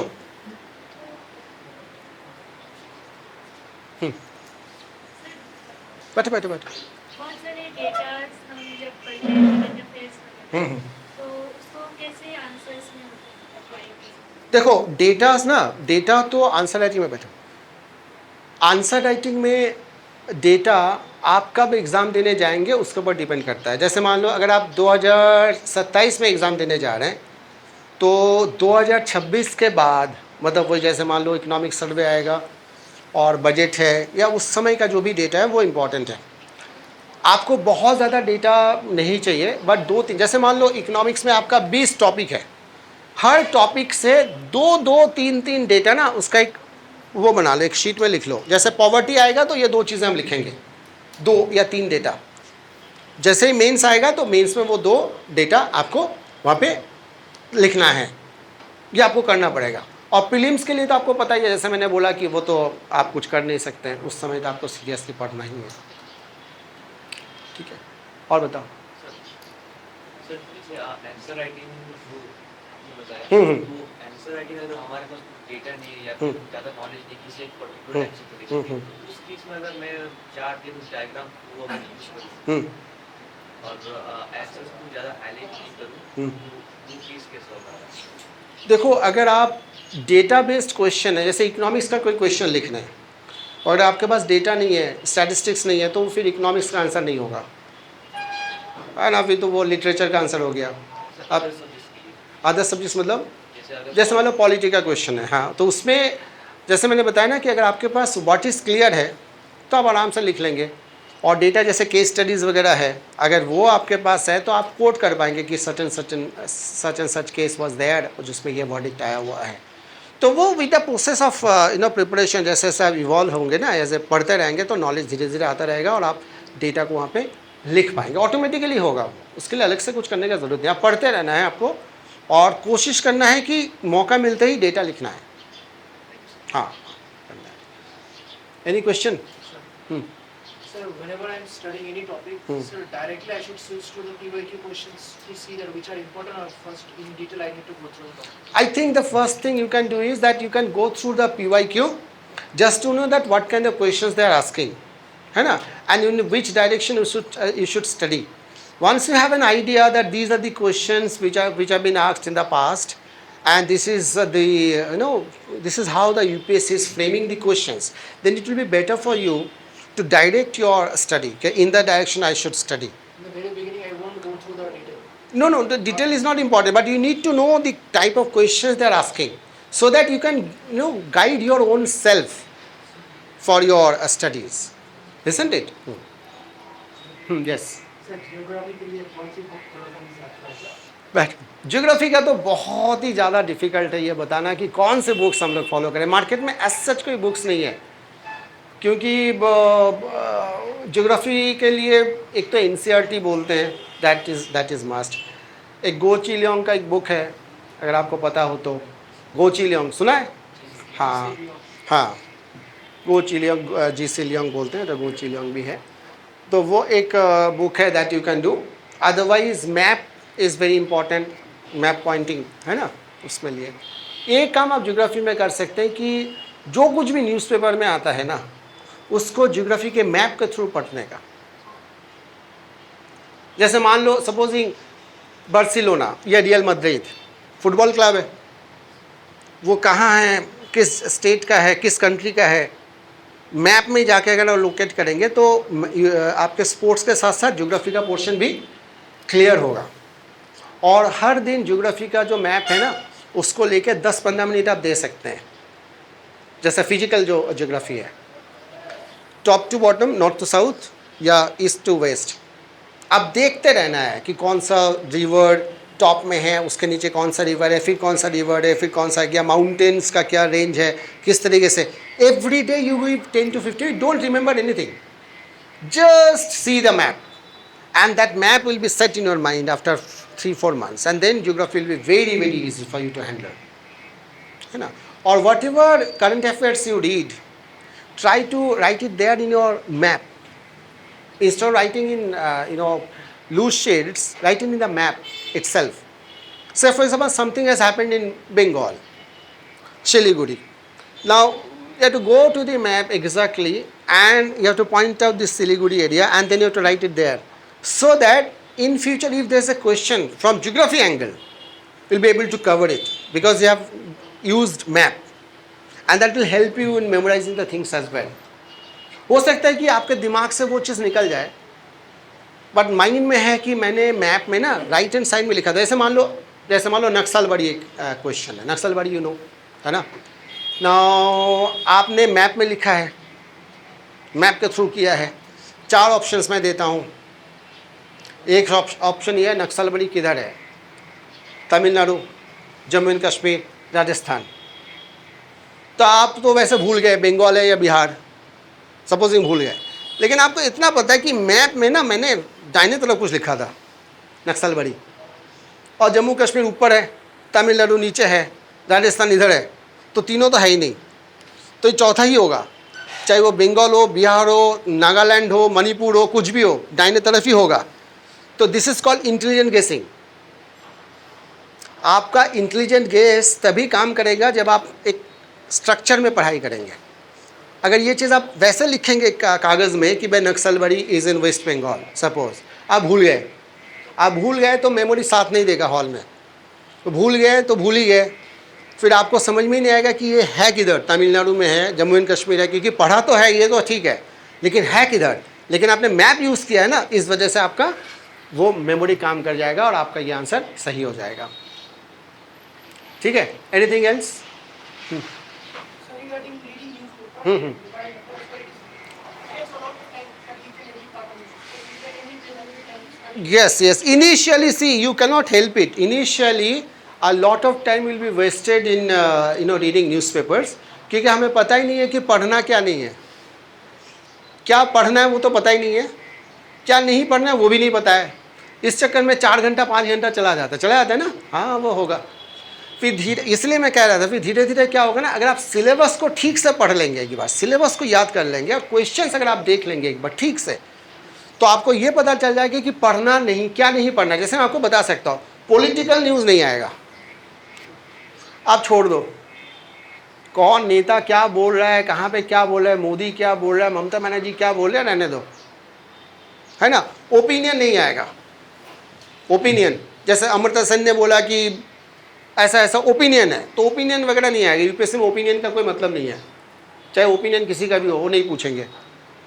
पॉलिटिकल न्यूज़ नहीं पूछते हैं वो लोग, ठीक है ना। सेंसेशनल न्यूज़ नहीं पूछेंगे, सेंसेशनल मतलब रेप हो गया, मर्डर हो गया, कुछ ऐसा हो गया, मिस यूनिवर्स, सेंसेशनल सबको पता है दुनिया में, वो सब नहीं, यूपीएससी वाले नहीं पूछेंगे, पढ़ना ही नहीं है आपको।